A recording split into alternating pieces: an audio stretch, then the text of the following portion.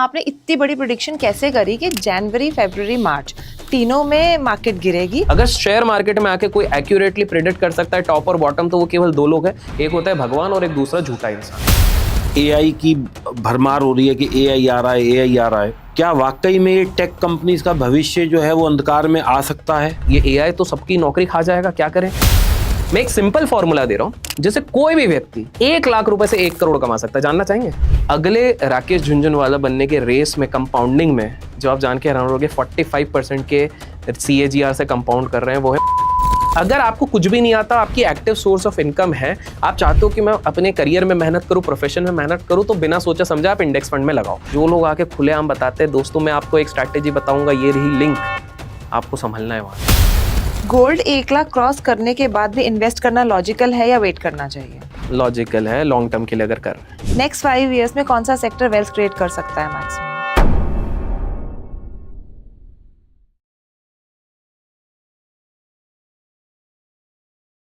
नमस्कार दोस्तों, स्वागत है एक नए एपिसोड डीप टॉक्स में। दोस्तों डीप टॉक्स जहां हम बातें करते हैं पैसों की, बातें गहराइयों की।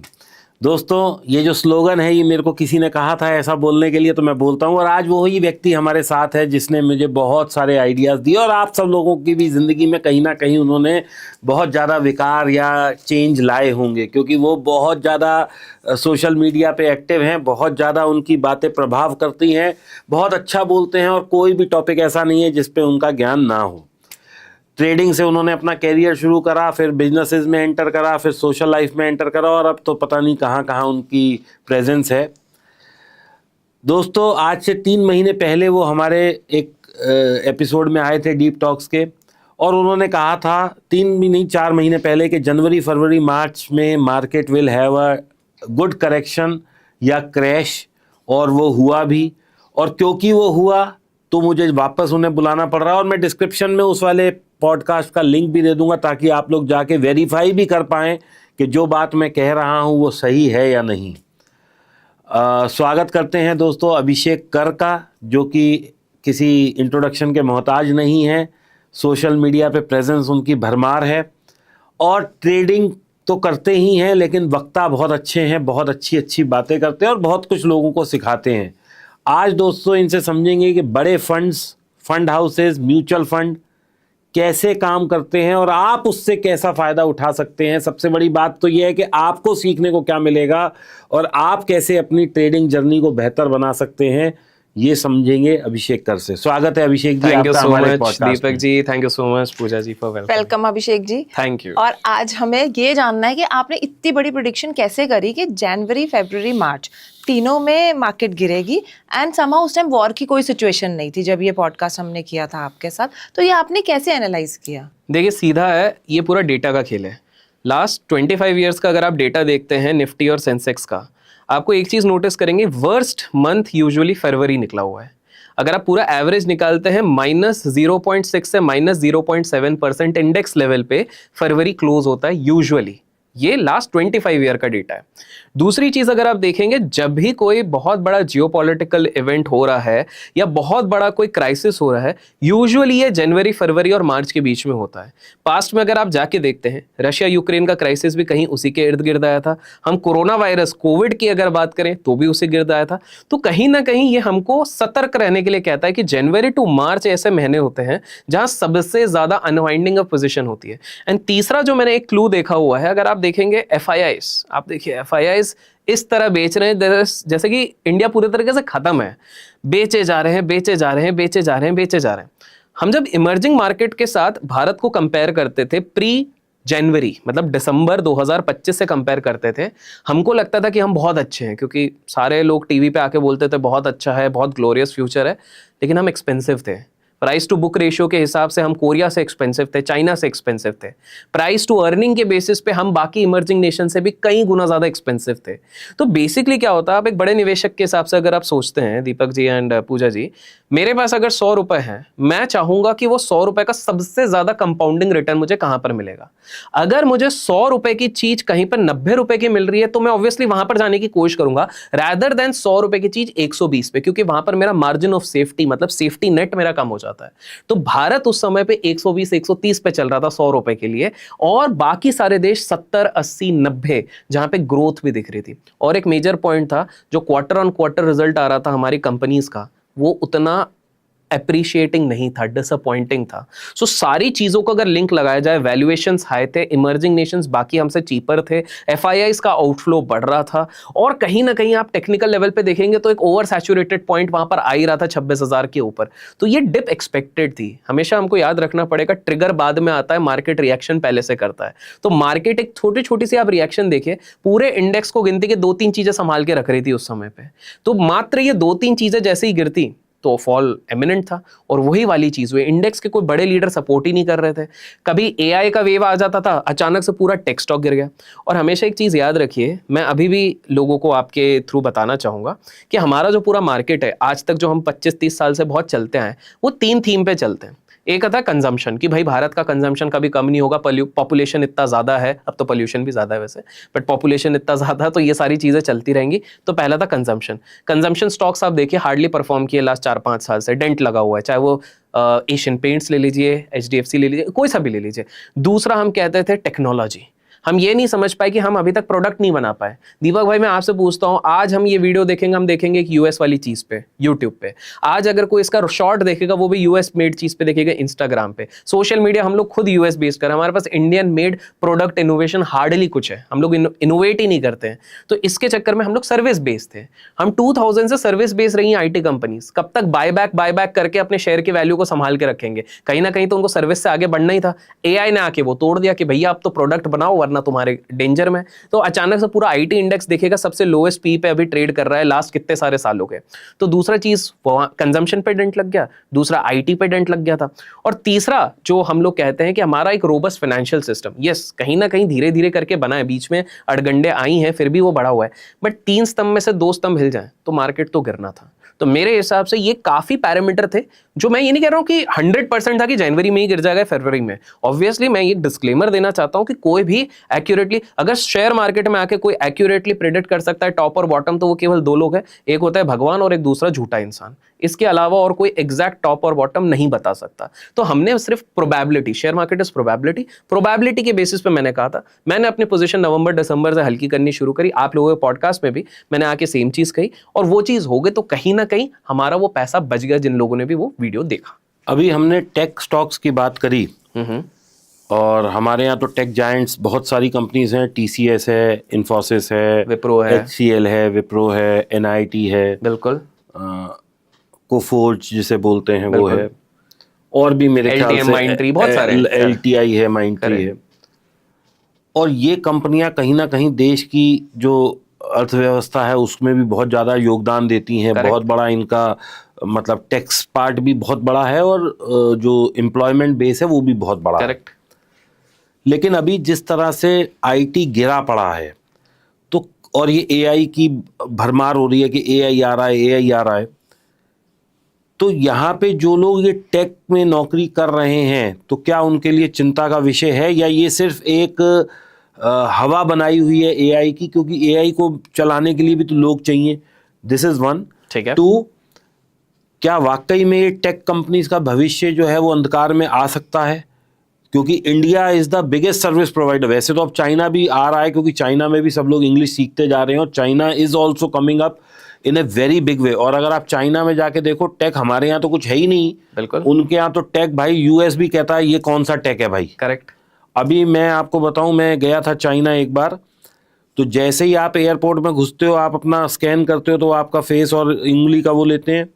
उसके बाद जैसे ही आप वहाँ जो वो सब जगह वो चल रहे होते हैं, व्हाट यू कॉल दिस, जहाँ फ्लाइटों के टाइम आ रहे होते हैं, पूरा इतना बड़ा बिलबोर्ड चल रहा होता है ना, तो उसमें आप राइट साइड में जाके जैसे ही खड़े होते हो, वो आपकी शक्ल आइडेंटिफाई करता है कैमरा, और बता देता है कि आपका, एक तो वो रास्ता दिखा देता है कि भैया आपको ऐसे जाना है और आपका गेट वहाँ पर है, प्लस आपकी कितने बजे फ्लाइट है, कौन सा गेट है, क्या है, मतलब वो आपका फेस रिकॉग्निशन। जबकि 1 लाख 2 लाख 5 लाख लोग आते होंगे पूरे घुंजाओ, और ये मैं घुंजाओ की बता रहा हूँ, I am not telling about Beijing and Shanghai, ये मैं घुंजाओ एयरपोर्ट की बता रहा हूँ। So the type of tech they are using, हम तो सोच भी नहीं सकते। बिल्कुल। तो ये टेक का हमारे यहाँ भविष्य क्या है? तो देखिए, आपका जो सेकंड है चाइना पे, मैं और 2 ऐड कर देता हूं आपको। चाइना कितना ज्यादा आगे निकल गया है। दो एग्जाम्पल है। अगर आप वहां पर हॉस्पिटल पे जाते हैं, कुछ हॉस्पिटल्स में, तो हॉस्पिटल्स में क्या कर दिया है, हम लोगों को इंडिविजुअल नर्सेज रखने पड़ते हैं ताकि डिफरेंट वार्ड्स में जाके डिफरेंट मेडिसिन दे के रखें। उन लोगों ने इतना स्ट्रीमलाइन कर दिया गया है कि जो उनका मेडिसिनल ऑफिस है हॉस्पिटल का, वहां पर एआई की मदद से उन लोगों को पता है कि वार्ड नंबर 42 में अल्जाइमर के पेशेंट है, वार्ड नंबर 43 में हार्ट के पेशेंट है, बीपी के पेशेंट है। एआई ने पूरा फीड करके रखा है कि 2 बजे इसको दवाई देनी, 3 बजे ये दवाई देनी, 5 बजे इसको दवाई देनी है। मशीन को इस प्रकार से ट्रेन किया गया है कि 2 बजे अचानक से वो मशीन ऑटो पंच करेगा, मेडिसिन वहीं से उठाएगा, ऊपर से आपके माने रूफ टॉप से उसी वार्ड पे जाएगा और वहां पर वो ड्रॉप कर देगा, और वो तब तक वहां से नहीं हिलेगा जब तक वहां पर पेशेंट खुद, अगर वो पॉसिबल है पेशेंट के लिए, वो दवाई लेके खुद ना ले लेता है। क्योंकि बहुत सारे पेशेंट खुद ले सकते हैं, just about timing and the right medicine. और जिस केस में चाहिए कि जैसे मान लीजिए किसी का हाथ ही नहीं चल रहा, पैरालिसिस है, वहीं पर खाली नर्स डिप्लॉय किए गए। तो पहली बात, आप हॉस्पिटल लेवल पे देखिए इतना बड़ा चेंज कर दिया गया है। नहीं तो वहां तो मैंने ये भी देखा है, जैसे मैं होटल में रुकता हूँ, आप पानी मंगाओ तो वो रोबोट की मशीन आती है। करेक्ट। तो वो रोबोट वाली चीज वहां पर ऑलरेडी एडवांस लेवल पे ट्रॉली चलती हुई आती है, हम उसे रोबो बोलते हैं, लेकिन वो है ट्रॉली चलती हुई। इनफैक्ट वहां के जो सबसे बड़े मार्ट्स पे जाते हैं, जैसे हमारे इधर सुपर मार्ट्स हो गए, वहां पर भी रोबोटिक वे में है। फॉर एग्जांपल, अभिषेक एंटर हुआ है, आपने ट्रॉली पकड़ा है, आपका रेटिना स्कैन हुआ है, उसने बता दिया अच्छा अभिषेक तो हेल्दी खाएगा, ठीक है अभिषेक आज लेफ्ट साइड से राइट साइड पे अगर जाओगे तो वहां पर ब्रोकोली मिलेगा, वहां पर ये मिलेगा, वो मिलेगा, वहां पर 20% ऑफ भी है। तो मार्केटिंग का भी वहां पर उधर लग जा रहा है। वहां एक और भी सिस्टम है, मैं जाता हूँ तो मेरी तो खैर बिलिंग होती है, लेकिन जो मेरे साथ चाइनीज लड़की जाते हैं, जैसे ही वो एंटर करते हैं तो उनका वो शायद फेस रिकॉग्निशन रेटिना से है, वो सामान उठाते हैं, वापस आ जाते हैं, उनको बिलिंग के लिए लाइन ही नहीं लगता। एग्जैक्टली। तो आप सोचिए टेक्नोलॉजी वाइज तो चाइना बहुत ज्यादा, पहली बार ऐसा हो गया है पूजा जी और दीपक जी, आपको मैं बताऊं कि चाइना को ये डर है कि हमारी चीज कोई ना चुरा ले। क्योंकि यूएस जो मॉडल बनाता है, लेट्स से एंथ्रोपिक या ये कुछ, उसमें बिलियंस ऑफ डॉलर्स लगाता है, ये कुछ मिलियंस ऑफ डॉलर्स में सेम चीज उससे बेटर बना लेते हैं। फॉर एग्जाम्पल, अगर वीडियो मॉडल्स की हम बात करते हैं, अगर जेमिनाई ने कुछ बनाया हुआ है, ये लोग दूसरे लाके सीडेंस करके इन्होंने लेके आया, मूवी स्टाइल की वीडियोस बना रहा है, बहुत सारी चीजें वो इतने आसानी से बना दे रहे हैं कि भाई यूएस वालों को डर लग रहा है कि भैया ये तो बहुत सस्ते में चीजें बना ले रहे हैं। तो anyways, coming to the point, क्या पहला हम इंडिया पर्सपेक्टिव से देखते हैं, क्योंकि टीसीएस, इन्फोसिस, इनके पर्सपेक्टिव से, क्योंकि यहाँ पे हमारा एक major chunk of youth is working here, और अगर कल को ये वाली इकोनॉमी कोलैप्स हो गई तो देश का क्रैश आना जरूर पक्का है। देखिए, इसको ना थोड़ा इतिहास से समझ आए, history always rhymes, it doesn't repeat but it rhymes. हम सबने स्टॉक मार्केट में सुना हुआ है। अगर आप देखेंगे दीपक भाई, हर बार ये हुआ है। अगर हम अर्ली 2000s में जाते हैं तो अचानक से ये बवाल मचा हुआ था कि भाई .com आया, अब सब खत्म हो जाएंगे। लेकिन .com के आने से खत्म नहीं हुआ, वो क्रैश आया। उसके बाद जैसे ही इंडस्ट्रीज ने अडॉप्ट किए, नए रास्ते खुले, ऑनलाइन बैंकिंग खुली कि भाई और आसानी से आपके ट्रांजैक्शन होने लग गए। धीरे धीरे करके इंडिया में उसके 10-20 साल बाद यूपीआई आ गया, काफी सारी चीजें आई। तो वहां पर एक पैरेलल इकोनॉमी बनने लग गई। क्यों? क्योंकि जैसे यूपीआई आया तो साइबर सिक्योरिटी वालों की जरूरत पड़ गई, गेटवे देखने वालों की जरूरत पड़ गई, बैंकिंग सिस्टम में ऑनलाइन समझने वालों की जरूरत पड़ गई। जो लोग केवल टाइप राइटिंग करते थे, उन लोगों की नौकरी चले गई। ये .com के टाइम पे हुआ था। इसके पहले मैं और पहले लेके चले जाता हूं, जब गांव से पानी लेते थे तो जो पानी उठाता था ना, उसको लोग देते थे 2 रुपए, 1 रुपए, भाई महीने का तेरे को 2 रुपए मिलेगा, तो पानी उठा के ला रहा है। अचानक से हैंडपंप आ गए, उसकी नौकरी गई। हैंडपंप के बाद क्या हो गया, नल वाले आ गए, नल के बाद पाइप आ गया। तो अचानक से क्या हो गया, एक दूसरी इकोनॉमी बन गई। बिकॉज जैसे वो पाइप वाली की इकोनॉमी बन गई तो वाटर डिस्टिलेशन प्लांट्स बन गए, काफी सारी चीजें बन गई, वहां पर एम्प्लॉयमेंट। तो again coming back to AI, जो ये सबको डरा के रखा हुआ है कि एआई तुम सबको खा जाएगा। एआई सिर्फ जो रिपीटेटिव वर्क है, जहां पर इनोवेशन नहीं है, उनको पूरी तरीके से रिप्लेस कर देगा आने वाले 3 से 4 साल में। अभी क्या हो रहा था, आप जो जिन कंपनी की बात कर रहे हो, जो टॉप मल्टीनेशनल कंपनी है भारत में, ये लोग क्या करते थे, डेस्क में बहुत लोगों को बिठा देते थे, जाते थे, इनका एक स्टैंडर्ड पैकेज होता है 2.4 लाख का सीटीसी। आज भी पता नहीं 20 साल से यही उनका फ्रेशर का एक सीटीसी चालू करते हैं। टायर 2 टायर 3 सिटीज में जाएंगे, बल्क में लोगों को उठा लेंगे, 5-5 हजार लोगों को, 2-2 हजार लोगों को हर सिटी से उठा लेंगे, और इन लोगों को एक बेंच पे बिठा देते कि भाई प्रोजेक्ट आएगा तब आपको 1.5-2 साल बाद बिठाया जाएगा। अब वो बेंच वाली चीज नहीं रहेगी। आपको समझना पड़ेगा, पहले हमारी आईटी कंपनीज कमाती थी based on work hours devoted.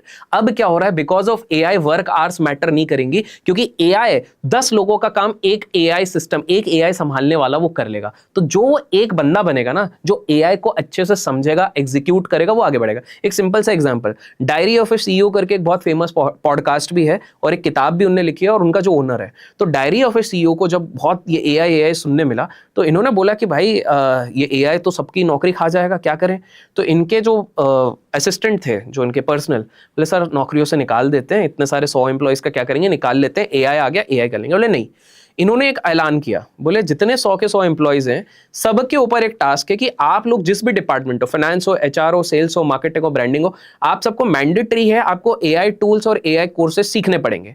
और दूसरा मैंडेटरी है अगले 3 महीने के अंदर आपको जो सीखा है वो हमारे इसमें एग्जीक्यूट करना पड़ेगा। मान लो आप एक्सेल पे काम करते थे तो अब आपने क्लॉड सीख लिया, क्लॉड के साथ स्प्रेडशीट को कैसे मिलाना ये सीख लिया, अब उससे ही आप काम करोगे।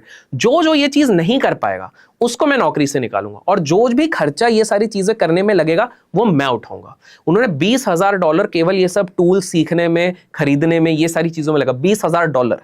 लेकिन हैरानी की बात यह है कि 1 साल बाद एक एम्प्लॉय भी नहीं निकाला, प्रॉफिट $1.5 मिलियन से ज्यादा बढ़ गया। अपग्रेड किया, अपग्रेड हो गया, क्योंकि क्या हो गया, 100 लोगों को हटाने के बजाय वो 100 लोगों की अब एफिशिएंसी ऐसी हो गई कि और 200 लोग लेने की जरूरत ही नहीं है। स्किल सेट उन्हीं का डेवलप हो गया। तो ये कितना स्मार्ट तरीका है, तो इनको निकालने की।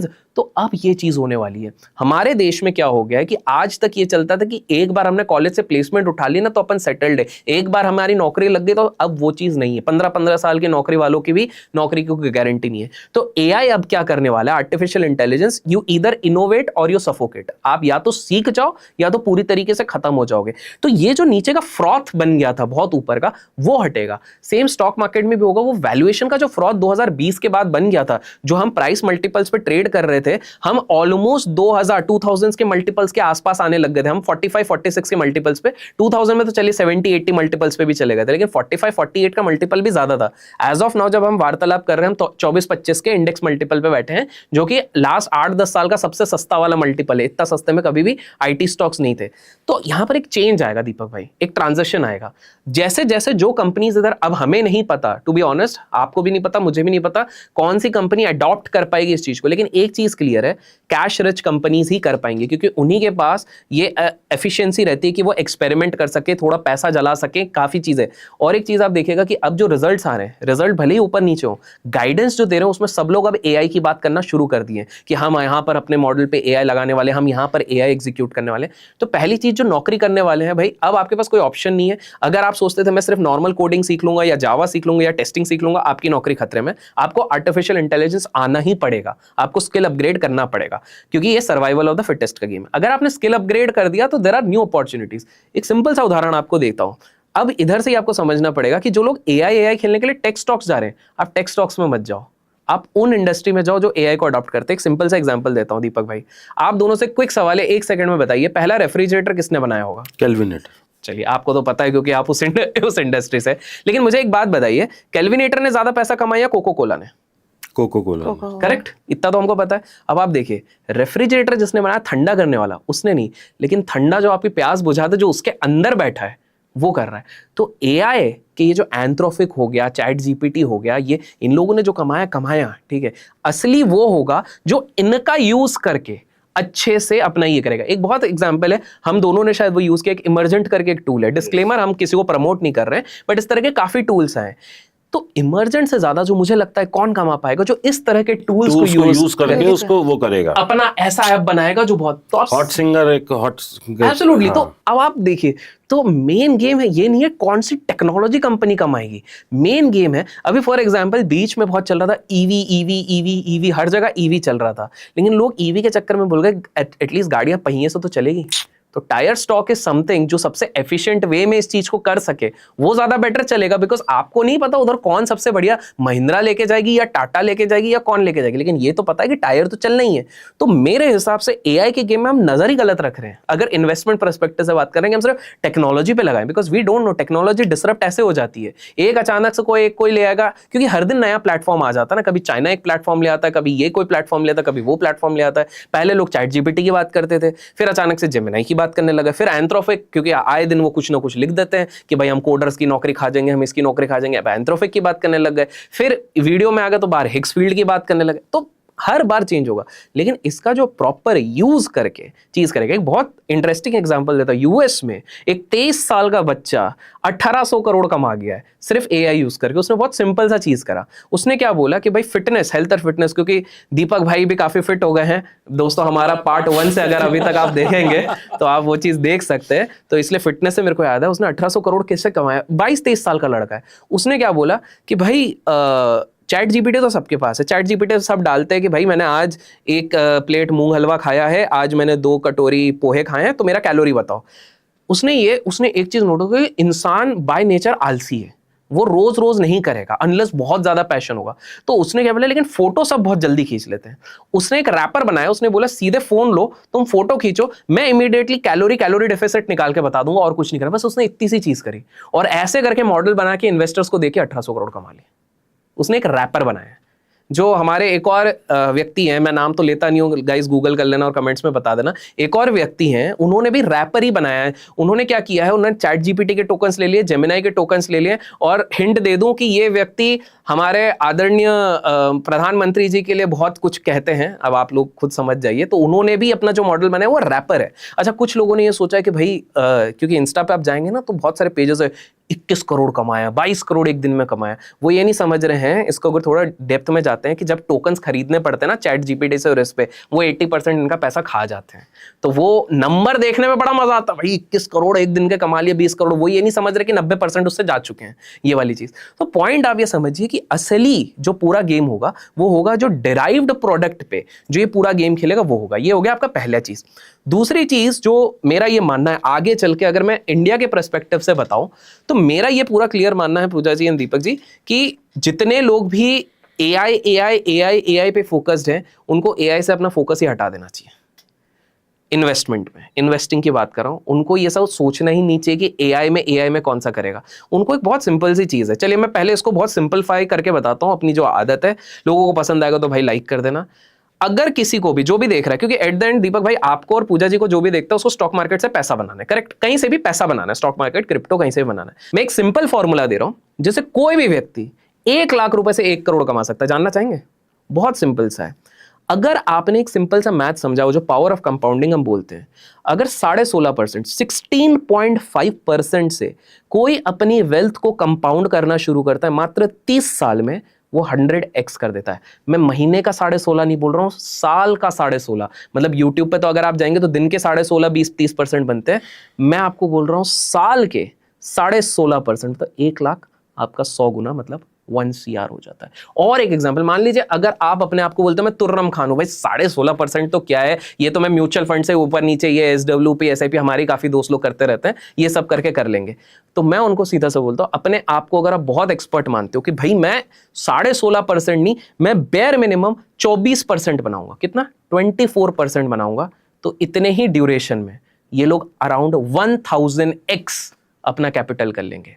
तो हमारा माइंडसेट क्या जा रहा है, एआई को पकड़ लें, डिफेंस को पकड़ लें, इसको पकड़ लें, उसके रैदर देन अगर हम ऐसा एक पोर्टफोलियो बनाएं जिसमें स्टॉक्स भी हो, गोल्ड भी हो, सिल्वर भी हो, क्रिप्टो भी हो, म्यूचुअल फंड हो, जो भी आपके एसेट है, या आपके पास ज्यादा पैसा तो रियल एस्टेट भी हो, और मैं ईयर ऑन ईयर अपने वेल्थ को अगर कंपाउंड करूंगा तो मैं उस गोल को आराम से रीच आउट कर लूंगा। अगर ये लोगों ने समझ लिया ना, क्योंकि देखिए दीपक भाई, अपन जितने भी पार्ट करें, अभी अपना शायद पार्ट 5 होगा, लोगों ने अगर कमेंट में लिखा पार्ट 6 तो अपन पार्ट 6 भी कर लेंगे, बट अपन जितने भी पार्ट करें, हर बार लोगों का ना एक रीसेंसी बायस होता है। और हमेशा याद रखिए, जो चीज रिसेंट में चल गई है वो आगे नहीं चलेगी। आपको बता दूं, 23 अक्टूबर की बात है, एक CEO ने एक बहुत बड़े प्राइवेट बैंक की रिजाइन करा था, और उन्होंने कहा था कि ये बहुत बढ़िया, आज से 3-4 साल पहले की बात कर रहा हूँ, भले बहुत बढ़िया बैंक है, लेकिन उसी के कुछ दिन बाद पता चला उन्होंने 95% अपना स्टेक ही बेच दिया है। ठीक है, आपको समझना है, इतने अनस्ट्रक्चर्ड और वायलेंट एनवायरनमेंट में अगर कोई बैंक क्वार्टर ऑन क्वार्टर 20% का आपको रिटर्न दे रही है, तो उसका रीजन कंपनी को लीडर था, लीडर गया कुछ ऊपर नीचे, और आज देखिए लास्ट 5 साल से उस पर्टिकुलर बैंक में रिटर्न ही नहीं है, और रोज कोई नया भसूड़ी चालू हो जाती है, कभी क्रेडिट कार्ड का, कभी ऑनलाइन का, कभी कोई फ्रॉड, कभी ये चीज। दूसरी चीज देखे, अभी देखिए मेरे तो है यार, मैं बेबाक बोलता हूँ, किसी को कुछ बुरा लग जाए तो सॉरी, लेकिन जो सही है, मैं नाम नहीं लूंगा किसी का। एक हमारे इधर ना एक बहुत प्यारे से इन्वेस्टर आए, मैं बताता हूँ दीपक भाई, आपने जितने पॉडकास्ट दिए उससे 400 गुना ज्यादा पॉडकास्ट दिए उन्होंने। वो रिलैक्सो का चप्पल पहन के जाते थे हर जगह जाके और बोलते थे कि भाई मेरा इन्वेस्टमेंट फर्म है, क्योंकि उनकी इन्वेस्टमेंट फर्म में बहुत सारा पैसा भी आता है, 10,000 करोड़ के आसपास आ गया था 2020-21 में, कि भाई मेरा तो ये है, मेरा लॉन्ग टर्म विजन है, भारत में इन्वेस्ट करूंगा, भारत ऊपर जाएगा, भारत ये जाएगा। अभी उन्होंने स्टेटमेंट दे दिया, मेरा 50% पैसा तो विदेश में। अचानक से भारत से उनका विश्वास चले गया। हर बार बोलते थे देखो मैं चप्पल पहन के आया, वो चप्पल का शेयर भी 60-70% गिरे पड़े हुए हैं, रिलैक्सो को भी गिरे पड़े हुए हैं। वो छोड़िए, उन्होंने एक कंपनी सबको, उन्होंने ना एक दो किताबें लिखी और उन्होंने बोला ये कंसेप्ट फॉलो करो और आपका कंपाउंडिंग हर 3-4 साल में तो होना है, 5 साल में -2% की कंपाउंडिंग चल रही है उस पोर्टफोलियो पे। और ये छोड़िए उनका, अच्छा आप कुछ लोग बोलेंगे भैया 3 साल में कैसे जज करोगे, भाई मैं 5 साल में कर रहा हूं, 1 साल में, 3 साल में, 4 साल में, 5 साल में अंडर परफॉर्म किया है, इंडेक्स ने उनके पोर्टफोलियो से ज्यादा रिटर्न दिया है, तो आप फीस किस चीज का दे रहे हो। और सबसे बड़ा प्रूफ ये है, पीक पे 7,500 करोड़ आज से कुछ साल पहले AUM था, आज आप जब देखोगे तो 2500 करोड़ का AUM हो गया, मतलब क्लाइंट भी तो जा रहे हैं। तो आप ये समझो कि जो व्यक्ति ने पहले जो एक थीम बेचा, हर जगह की एशियन पेंट, तो भाइयों मतलब ये अकेली कंपनी है 30 साल से 800 गुना हो गई है, इससे अच्छे और कोई होगी नहीं। यहाँ पर इंडिको पेंट और बाकी प्लेयर्स आ गए पार्टिसिपेशन में, मार्केट शेयर कम हो गया, उधर बैंड बज गए। मैं ये नहीं कह रहा हूँ कंपनी बुरी है, कंपनी अच्छी है, लेकिन पॉइंट है कि आप हमेशा नरेशन के बेसिस पे अगर आप जाओगे, फॉर एग्जांपल डिफेंस हर कोई घुस गया वहां पे, अच्छी बात है, क्यों, क्योंकि भाई दुनिया में युद्ध हो रहा है तो ये होगा, वो ठीक है भाई, लेकिन 20 की मल्टीपल की चीज को आप 40 पे कर रहे हो, मतलब 100 रुपए की चीज आप 200 रुपए पे खरीदोगे तो आपका रिस्क तो बढ़ ही रहा है ना। तो हमेशा मेरा ये मानना है। अभी एक और चीज, आपकी एक हमारे म्यूचुअल मित्र अमित भाई लॉ ऑफ अट्रैक्शन वाले, उनके पॉडकास्ट में जस्ट मैंने जनवरी पे जाके बोला था, उन्होंने मुझसे पूछा भाई सिल्वर से, मैंने सिल्वर गिर जाएगा, तो उन्होंने बोला कि भाई अरे क्या बात करो, तो सब तब गिरा नहीं था, ये फेब के आसपास 10 लाख दिखाई दे रहा था, 10 लाख, हाँ 10 लाख दिख रहा था कि जब 4.5 आया था तो अब 10 ही जाएगा। हाँ, और लोगों ने तो नारा अब की बार 10 लाख के पार, पता नहीं क्या क्या चल रहा था, फिर गिर गया। फिर अमित भाई ने मुझसे बात करी, बोले यार तो सही में गिर गया ये वाली चीज। मैंने बोला यार देखो, एक हर चीज का ना एक पैराबोलिक रिटर्न कैसे हो सकती है? एग्जैक्टली इसको मैं एक बहुत अच्छे कंसेप्ट, एक बड़े इन्वेस्टर से मैंने सीखा है, लोग लैक ऑफ रिटर्न्स के पीछे भागते हैं, आपको देखना चाहिए लेक ऑफ रिटर्न्स। मैं समझाता हूं लेक ऑफ रिटर्न्स। अगर कोई भी एसेट क्लास का लेक जो रिटर्न वो देने वाला है वो एक एक्स फिक्स्ड है हिस्टोरिकल, जैसे इक्विटी में हम बोलते हैं 12-13% का लॉन्ग टर्म का फिक्स्ड है, जब तक वो उसके अंदर है तब तक आप रहो। जब वो लेक ऑफ रिटर्न से बहुत ज्यादा पानी भर जाता है, मतलब वो 25% का CAGR देने लग जाए, 30%, मतलब अब लेक ओवरफ्लो हो रहा है, मतलब आपको उस लेक से बाहर निकल जाना चाहिए क्योंकि बाढ़ आने वाली है, लेक ऑफ रिटर्न्स। तो अगर आप देखोगे सिल्वर में लास्ट 1-1.5 साल में 160-180% का रिटर्न, लोगों का सब टाइम हाइंडसाइट बायस रहता है। क्यों 300% हो गया ना, 300, हाँ, दिवाली वाले दिन हमने 1.5 लाख हाँ, पे लिया उधर था, से अगर आप कॉइन देखें लेते हैं 300, 1,53,000 था और वहां से 4.5-4.20 तक अब गया, देखो तो रीसेंसी बायस कैसा है, 2018 के पहले तो कोई गोल्ड सिल्वर की बात ही नहीं कर रहा था, नहीं कर रहा था। अब अचानक से सब गोल्ड सिल्वर बात कर रहे हैं। 2020 तक फार्मा की बात नहीं कर रहे थे, तब सब फार्मा की बात करने लगे, वैक्सीन आ गए तो फार्मा की बात करने लगे, उससे पहले IT की बात नहीं कर रहे थे, अच्छा वर्क फ्रॉम IT की बात, अब देखो IT की कोई बात ही नहीं कर रहा, फार्मा फिर डब्बे में, फार्मा फिर डब्बे में, क्योंकि कोई बीमारी नहीं आ कोई रही। बीमारी नहीं आ और मैं इस पे एक चीज और ऐड करना चाहूंगा जो आपसे शायद स्लिप हो गई है। जब भी इससे पहले वार होता था, एक प्रेसिडेंट बन गया था कि जैसे ही वार होगा गोल्ड सिल्वर ऊपर। हाँ, इस बार उल्टा हो गया। हो क्यों? गया। क्योंकि हमने जब यूक्रेन हुआ, फिर फिलिस्तीन हुआ, फिर इजराइल हुआ, इराक हुआ, वेनेजुएला, जब कोई ना कहीं अटैक होता था तो लोग कहते थे gold is a hedge fund, hedge होता है, इसमें डाल देते हैं पैसे।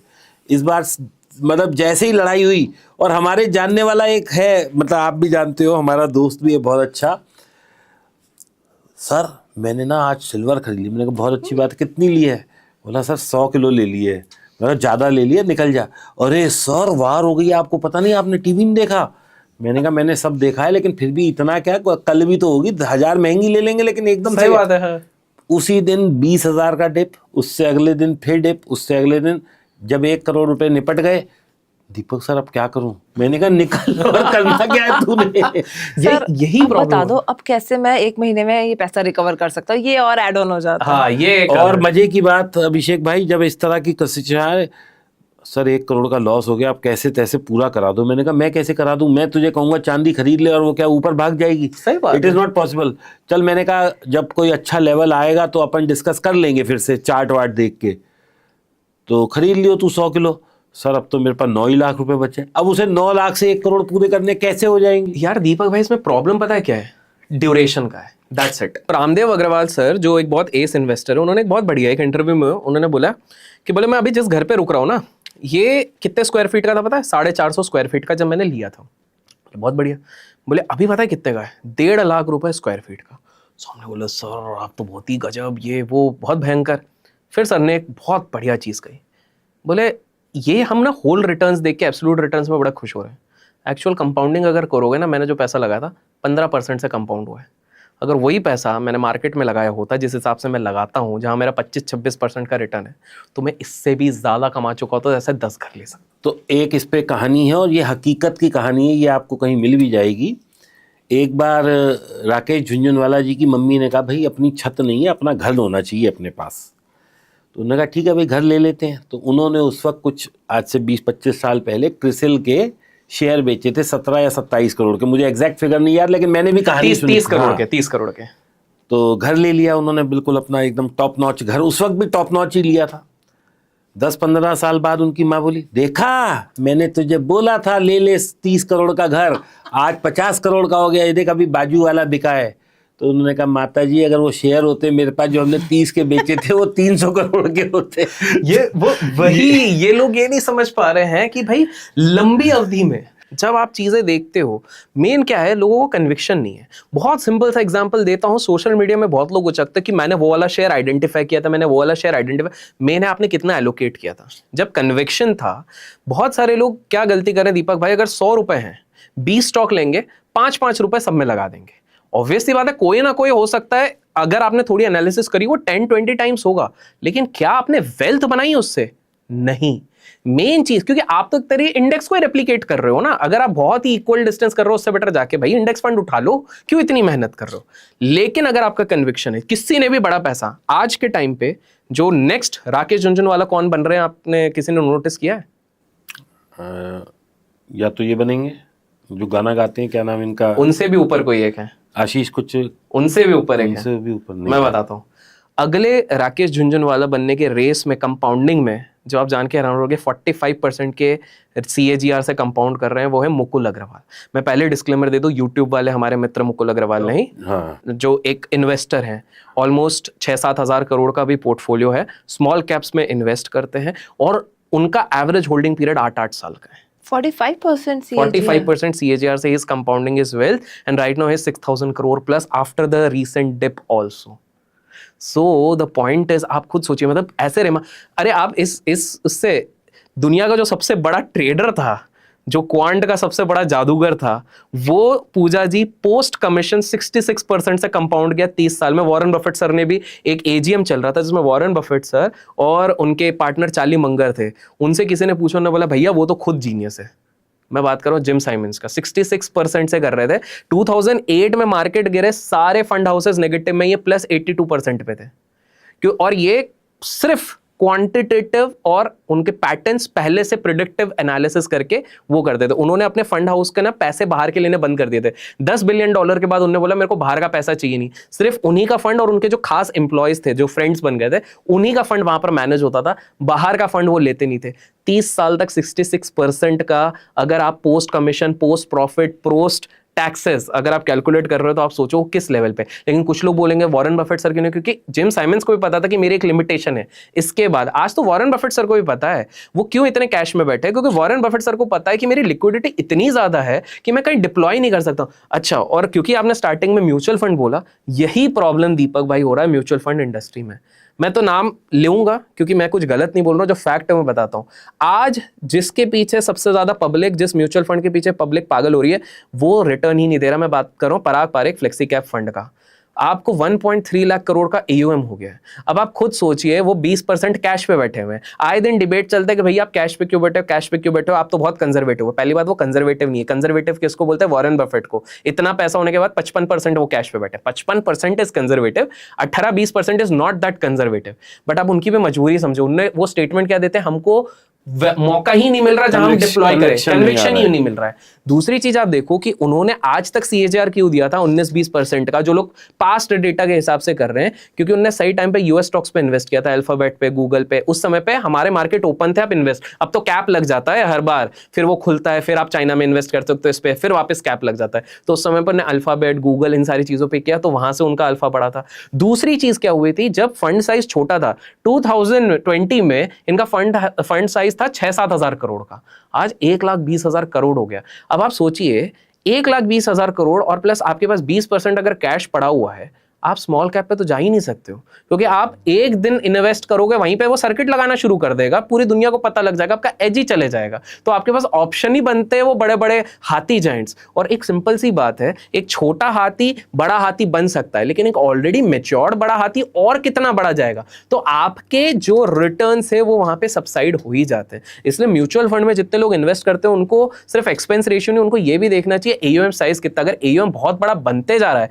तो उनके पास ना वो स्पॉट करना अपॉर्चुनिटी और डिप्लॉय करना बड़ा मुश्किल हो जाता है। तो बेटर है कि आपको सही में अल्फा चाहिए तो आप रिलेटिवली रेप्यूटेड लेकिन रिलेटिवली लेसर एयूएम पे जाइए, वहां पर आप होल्डिंग साइज भी देखिए। और एक म्यूचुअल फंड है जिसकी सब कोई बात कर रहा है, which is a small cap fund, बंधन स्मॉल कैप फंड।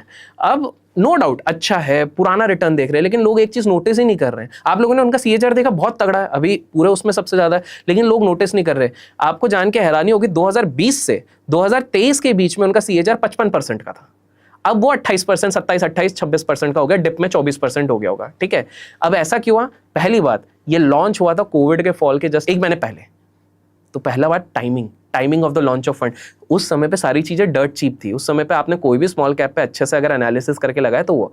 दूसरी चीज है 2020 से 23 तक जो उनका फंड मैनेजर था वो स्मॉल कैप एक्सपर्ट था, उसने तो रिटर्न बना दिया, लेकिन जैसे ही फंड हाउस बनना शुरू हो गया तो उन्होंने निप्पॉन एसेट मैनेजमेंट के सीआईओ को यहां पर हायर कर लिया। और उनके सीआईओ को एक्सपीरियंस है मल्टी कैप, मतलब small cap, mid cap, large cap सबको मैनेज करना, क्योंकि उनको साइज मैनेज करना था, स्मॉल कैप नहीं साइज। और जब भी किसी को साइज मैनेज करने आता है ना, वो सबसे पहली चीज करता है मेरे को प्रोटेक्ट करना है लोगों का फंड। तो उसने 60 स्टॉक्स के जगह पे एट प्रेजेंट हम जब बात कर रहे हैं बंधन स्मॉल कैप में 245 स्टॉक्स हैं और स्मॉल कैप इंडेक्स में 250 स्टॉक्स हैं। तो एक तरीके से आपने इंडेक्स को ही मिमिक कर दिया है। तो आपको यह भी समझना है, बहुत बार लोग ये समझ नहीं रहे, म्यूचुअल फंड के रिटर्न इसलिए भी होते हैं जिस टाइम पे वो लॉन्च हुए, किस कैटेगरी में लॉन्च हुए। सिंपल सी बात है दीपक भाई, 2022 या 21 में कोई भी म्यूचुअल फंड ने अगर गोल्ड एंड सिल्वर का ईटीएफ या फंड लॉन्च किया ना, वो आज के डेट पे प्रॉफिटेबल ही है। लेकिन बात करूं उसकी जिसने 2012 में लॉन्च किया। हाँ, टाइमिंग आपको मैं एक और बहुत इंटरेस्टिंग 2000s की अगर मैं बात करूं तो एक बहुत बड़ी 2000 से 2008-10 तक तो कोई म्यूचुअल फंड परफॉर्म नहीं किया। 2008 से 2016 तक लोग सिप करते रहे, एफडी का रिटर्न नहीं आया। मैं खुद था उस टाइम में। 2003 आउटलुक मैगजीन, रामदेव अग्रवाल जी का एक स्टेटमेंट आया, इक्विटीज आर डेड। आप सोचो, रामदेव अग्रवाल सर 2003 में ये स्टेटमेंट दे रहे हैं, ऐसी हालत हो रही थी। हम अब क्या बोले, उनने उस गलती से सीखा, इसलिए वो आजकल हर जगह पॉजिटिव रहते हैं। आपको और एक इंटरेस्टिंग नहीं, आज के टाइम पे एक बहुत बड़े इन्वेस्टर है समीर अरोरा, हीलियोस कैपिटल के। 1999-2000 के बीच में, 98 से 2000 जब ये चल रहा था, वो स्टार में काम करते थे। उन्होंने क्या बोला, उनका जो आईटी फंड था वो म्यूचुअल फंड 3x रिटर्न दे रहा था। म्यूचुअल फंड 3x रिटर्न दे रहा है, मतलब आप सोचो क्रेजी। और बोले जो वो डिप में गया उसके बाद लोग माइनस रिटर्न में रह गए, जो नहीं निकाल पाए। तो आप ये समझिए, यही वाली चीज हिस्ट्री हमेशा रिपीट हो रही है, क्योंकि देखिए मार्केट ना बिहेवियर का खेल है, मासेस का बिहेवियर। तो अभिषेक जी, आप ये कहना चाह रहे हो कि बजाय म्यूचुअल फंड जाने के बेटर है कि ईटीएफ ले लिया जाए, निफ्टी का, मिड कैप, स्मॉल कैप? मैं एक तरीका बताता हूँ, एक सिंपल सा चीज है। पहली चीज है, अगर आपको कुछ भी नहीं आता, आपकी एक्टिव सोर्स ऑफ इनकम है, आप चाहते हो कि मैं अपने करियर में मेहनत करूं, प्रोफेशन में मेहनत करूं, तो बिना सोचा समझा आप इंडेक्स फंड में लगाओ। 3 इंडेक्स फंड भी रख लिया तो आपके लिए काफी है। निफ्टी 50 का इंडेक्स फंड आप रख लो, उसके बाद एक स्मॉल कैप इंडेक्स फंड रख लो, आपकी एज अगर थोड़ी रिलेटिवली कम है वो रख लो, और तीसरा कोई कमोडिटी बेस्ड ईटीएफ या फंड आप रख लो। Gold is my preferred. Mid cap भी रख सकते हो। देखो मिड कैप ने रिटर्न यूजुअली ज्यादा दिया है, लेकिन अगर आप लार्ज और स्मॉल भी कर दोगे कॉम्बिनेशन, तो काइंड ऑफ आप सीएजीआर वाइज पे आ जाओगे। तो ये एक तो ये तरीका है। दूसरा, अगर आप थोड़ा सा भी एनालिसिस कर सकते हो, मैं एक्टिव मैनेजमेंट के अगेंस्ट नहीं हूं, मैं नहीं कह रहा हूं कि एक्टिव मैनेजमेंट आपको रिटर्न नहीं दे पाएगा, लेकिन आपको कब स्विच करना है ये भी पता होना चाहिए, जो बहुत सारे लोगों को नहीं पता है। आपको ये देखना है कि फंड मैनेजमेंट चेंज हो रहा है कि नहीं हो रहा है। जैसे मैंने अभी बहुत लोग बंधन स्मॉल कैप में डाल रहे हैं, उनको पता ही नहीं है 2020 से 23 तक जो मैनेजर था वो मैनेजर है नहीं। पहली चीज है, आपको वो भी ट्रैक करना पड़ेगा कि मैनेजर कब बदल रहा है। आपको ये भी ट्रैक करना है कि वो एयूएम इतना ज्यादा तो नहीं बड़ा बन जा रहा है। अगर एक स्मॉल कैप का मैनेजमेंट बहुत बड़ा बन जा रहा है तो वो कंपेल्ड हो जाते हैं कि मेरे को 10 से 12% जो एक्विजिशन करना है वो लार्ज कैप में करना ही पड़ेगा अपने पोर्टफोलियो को हेज करने के लिए। तो आप रिलायंस और एचडीएफसी बैंक जैसे स्टॉक में इन्वेस्ट करने के लिए आप एक्सपेंस रेशियो स्मॉल कैप में क्यों दे रहे हो? उससे बेटर आप इंडेक्स फंड ही उठा लो। तो बेटर ये नहीं रहेगा कि एक आदमी निफ्टी का ईटीएफ ले ले, मिड कैप ले ले, स्मॉल कैप ले ले, और एक आध कोई थीमेटिक ले ले, जैसे बैंक का? यार देखिए, मैं थीमेटिक के रिटेल के लिए अगेंस्ट हूं। मैं बताता हूं सिंपल सा, रिटेल को एंटर करना आता है, एग्जिट करना नहीं आता है।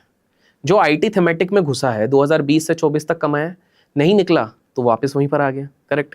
जो स्मार्ट है, देखिए आप मार्केट को देख रहे हैं, आपको चीजें दिख रही हैं सामने, आप उधर एग्जिट बटन दबाओगे कि भैया मेरा 22% का CAGR निकल रहा है, मैं इधर निकल रहा हूं। रिटेल नहीं करेगा। रिटेल ने सिर्फ एक कहावत सुनी है कि buy when there is blood on street, उसने ये पढ़ लिया है और वो ट्विटर पे जाएगा buy when there is blood on street, भाई मैं खरीदूं। Never let a crash go waste. Yes, money is made when blood is on the street. अरे भैया ब्लड ऑन द स्ट्रीट की आप बात कर रहे हो।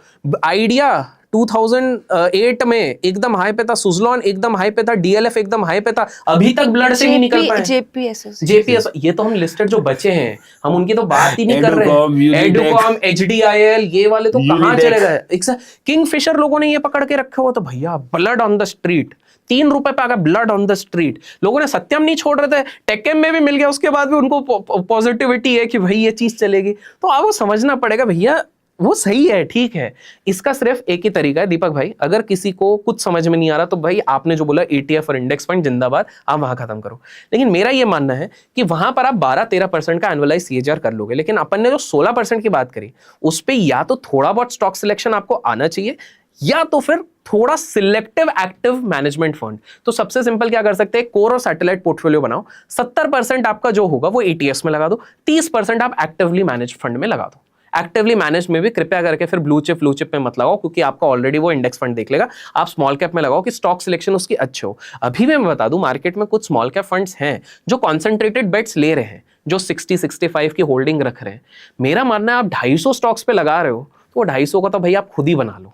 1 लाख रुपए है आपके पास है, 250 से डिवाइड कर लो, उतना उतना अपना एलोकेट कर लो, उतना ही रिटर्न आप बना लोगे। किसी को एक्सपेंस रेशियो क्यों देख रहे हो। और एक जुमला मैं आपको बता देता हूं, PMS, भाई मैं बता रहा हूं, रिटेल लोग बड़ा सोचते हो भाई PMS वाला बहुत भयंकर बना रहे हैं। एक बंधु हैं यूट्यूब पे बड़ा एक्टिव रहते हैं भाई, अपना चैनल चलाते रहते हैं और जब देखो पता नहीं लीडिंग गवर्नमेंट के अगेंस्ट में बोलते रहते हैं, उनको और कोई काम नहीं है तो वो यही बोलते रहते हैं। उनके PMS के रिटर्न लास्ट 1 साल 2 साल 3 साल 5 साल इंडेक्स को भी बीट नहीं कर पा रहे हैं, और वो पूरी दुनिया को कि भाई है, पूरी दुनिया को लगता है कि भैया उनके जेब में 1000 करोड़ है, क्योंकि उन्हीं के नाम के एक और दूसरे इन्वेस्टर है कोलकाता के जिन्होंने उतना कमाया हुआ है, क्योंकि बड़ा कॉमन सरनेम है उनका, मुखर्जी।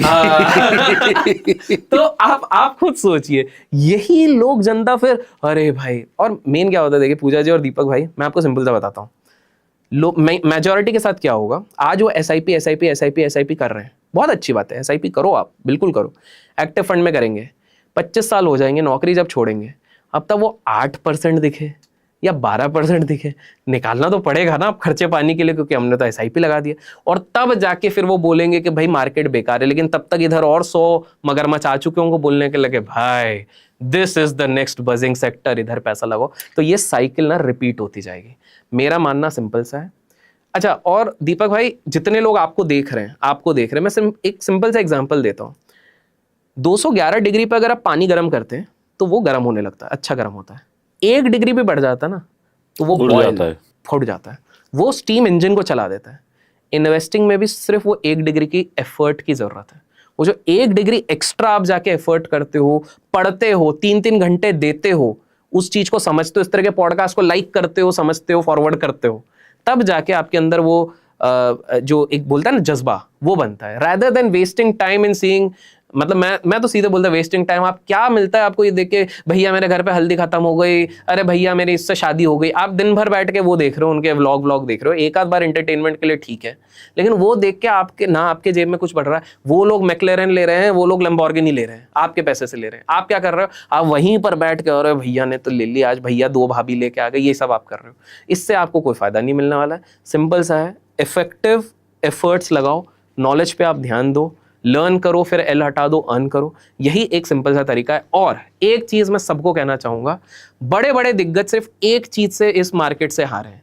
मैं भी बताता हूं, मैंने भी अगर जीवन में किसी ईयर में लॉस किया है तो उसी के कारण किया है, और उसको कहते हैं ओवर लेवरेज। सिंपल सा है, उसका एक सिंपल सा उदाहरण है। और आप चलो, मैं तो बेवकूफ हूँ, दीपक भाई भी चलो हम बोलते बेवकूफ है, हम बेवकूफ है, लेकिन मैं बताता हूँ एक किस्सा। ऑक्सफोर्ड के टॉपर्स स्टैनफोर्ड के toppers, Nobel laureates, economist, Nobel prize winners, इन लोगों ने मिलकर एक फंड बनाया, 100 साल का बैक टेस्टिंग किया, बिकॉज अल्गो वाला आजकल बैक टेस्टिंग करते हैं, बैक टेस्टिंग किया, 100 साल का डेटा बनाया उन लोगों ने, और उन्होंने बोला ये मॉडल कभी फेल नहीं हो सकता। उन्होंने कंपनी खोली LTCM करके। LTCM के पास इतना फंड आने लग गया क्योंकि वो 40% के CAGR से ग्रो करने लगे। उन्होंने बोला आज तक हमारी, वो आर्बिट्राज मॉडल खेलते थे। वो आर्बिट्राज सिंपल सा करूं, वो एक करेंसी लेते थे कि ये करेंसी ऊपर जाएगी तो ये करेंसी नीचे जाएगी, रूबल के साथ खेल रहे थे। अब उनको क्या पता भैया कौन सी कंट्री के साथ ही खेल रहे हैं। आर्बिट्राज एक, और वो कितने 100x के लेवरेज से जाते थे, तो 40% का CAGR बिलियंस ऑफ डॉलर्स पे बनता था। एक बार क्या हो गया, अचानक से इनका पूरी थ्योरी 100 साल की पलट गई। दोनों करेंसी एक साइड पे चल रही है और दोनों पे ये शॉर्ट है, दोनों ऊपर जा रही है, शॉर्ट है, 100x का लेवरेज है, रातों रात $8 बिलियन का पूरा फंड गायब। ये मैं टॉपर्स की बात कर रहा हूं, सिर्फ एक गलती, ओवर लेवरेज। बिल ह्वांग करके एक और बंदा था, उस बंदे का एक टाइम पे उसके जेब में इतना पैसा था जितना इलॉन मस्क के पास लिक्विड नहीं था। इलॉन मस्क का तो सारा स्टॉक में था, उस बंदे के पास लिक्विड $20 बिलियन था। वो आर्किगोस कैपिटल नाम की एक कंपनी चलाता था, बढ़िया खासा वो लेता रहता था। उसको लगा जब कोई चीजें नीचे गिर रही है, बाय द डिप लेवरेज लेके चले जा रहा है। उसकी वो स्टॉक अगले दिन और 20% गिरी। एक हफ्ते के अंदर सारा पैसा खत्म, इन्वेस्टर का भी पैसा खत्म, सबका पैसा खत्म, वो भी ऐसा गया। लेमन ब्रदर क्राइसिस की बात करता है, over leverage was one of the reasons on the books, collateral जो डेब्ट ऑब्लिगेशन था उसके कारण वो खत्म। तो इतिहास गवाह है, स्मार्ट से स्मार्ट इंसान दीपक भाई खत्म हुआ है तो केवल ओवर लेवरेज के कारण। तो चाहे क्रिप्टो हो, चाहे अपना नॉर्मल इक्विटी हो, चाहे कहीं पर भी हो, उधार और लेवरेज के पैसे से मत करो। ज्यादा से ज्यादा उतने ही लो जितना आपको पता मेरे बैंक अकाउंट में है, मेरे अगर ये चले भी गए तो मेरा घर बार चलता रहेगा, बस यही। मुझे एक ट्विटर के साहब याद है, मैं नाम नहीं लूँगा, आप लोग गूगल कर लो या ट्विटर कर लो, मिल जाएंगे। वो पेयर ट्रेड करते थे, आप भी जानते होंगे।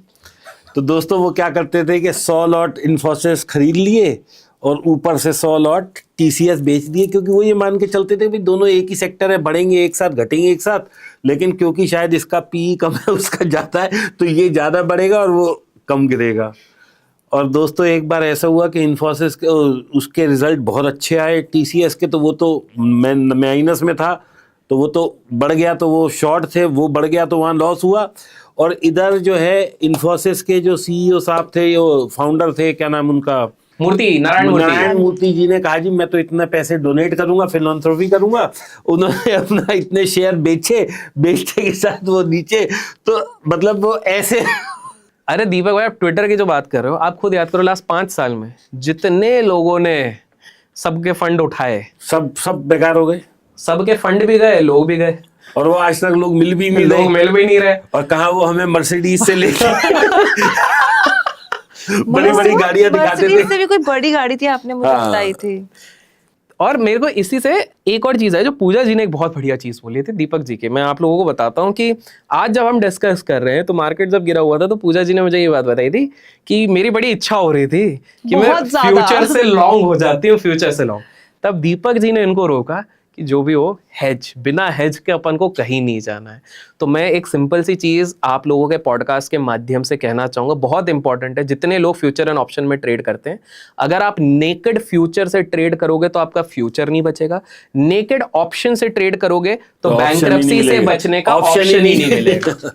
ये बहुत इंपॉर्टेंट। मैं ये कहता हूं फ्यूचर में ट्रेड करोगे फ्यूचर बचा रहेगा, ऑप्शन में ट्रेड करोगे कोई ऑप्शन ही नहीं मिलेगा। But hedging is must. कोई भी चीज हो, कितना भी बड़ा चीज हो, आपको बस एक दिन वो रहता है, आपको नहीं पता, वो बता के नहीं आता है, आपको पता है एक accident don't come with pre notices. मैं बहुत सिखाता हूं सबको। सो पर्टिकुलर, मुझे फ्यूचर नेकेड लेके जाना है, बिल्कुल नहीं लेके जाएगी। और वो बिल्कुल सही किया, क्योंकि आप सोचो कोविड में मेरे को याद है जब मार्केट सर्किट लगा रहा है, पहले सर्किट में ही लोग आज तो नेकेड खरीद लेते, इससे नीचे क्या ही जाएगा, इंडेक्स 8% आ गया है। अगले दिन मौका ही नहीं मिला है। और जो हेज नहीं किया, जो तुर्रम खान दूर के ऑप्शन बेच के खाली बैठे हुए थे, अरे हमने तो दूर का 5% दूर का पुट ऑप्शन बेचा हुआ है, वो घर बेचना पड़ गया था उसके बाद। तो मतलब ऐसी इस तरह की हालत है और कभी बता के नहीं आती है। सिंपल सा एक एग्जांपल आप देखिए, 1987 की बात है। 1987 में एक बोलते हैं ब्लैक मंडे आया हुआ था।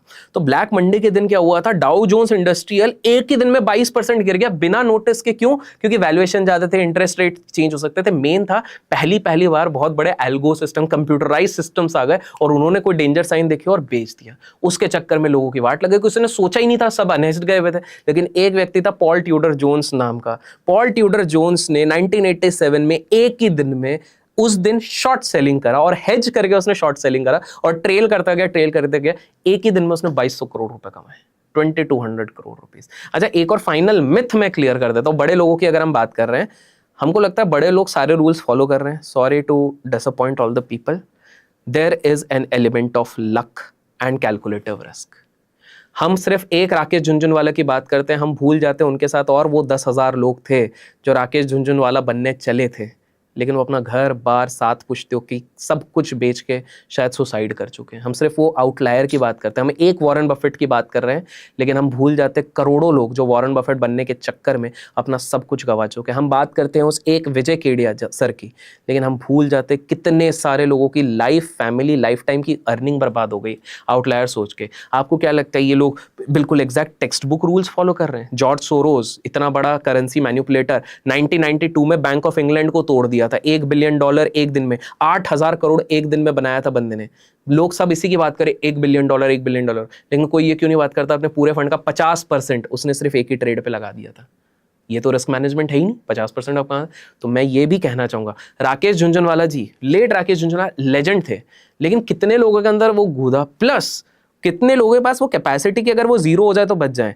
1988-89 का समय है, राकेश झुनझुनवाला सर के पूरे अकाउंट में 1.5 करोड़ रुपए, बहुत बड़ा अमाउंट होता उस समय पे। एक बजट आने वाला, उन्होंने सारा पैसा उस बजट के फेवर में लगाया। पूरी दुनिया बोल रही है नेगेटिव आएगा, इन्होंने बदला सिस्टम चलता था 100x लेवरेज से लेके पूरा 1.5 करोड़ अपना लगा दिया। रातों रात अगले दिन एक्चुअल में बजट अच्छा आया, सारे स्टॉक्स ऊपर गए, 21 करोड़ रुपए उनके अकाउंट में है। अब आप बताइए कहां फॉलो हुआ रिस्क मैनेजमेंट? और उस पे उन्होंने कहा चल रेखा तेरा एसी आ गया। रेखा तेरा एसी आ गया। तो आप खुद सोचिए, तो ये हमें जो नरेशन बताया जा रहा है सोशल मीडिया में, किसी ने 0 से 10,000 करोड़ कमा लिया है और वही व्यक्ति फिर बोलते हैं कि हर्षद मेहता के टाइम पे 30 करोड़ हो गया था मेरा पोर्टफोलियो। स्टॉक्स इतने एसीसी के अलावा कौन से चले थे जो 30 करोड़ हो गए? और आप तो फंडामेंटल एनालिस्ट थे, तो एसीसी में तो रहे नहीं होंगे, तो कहां से बन रहे? तो आपको समझना पड़ेगा, इन सब ने अपने हाथ किए हुए हैं अपने लेवल पे।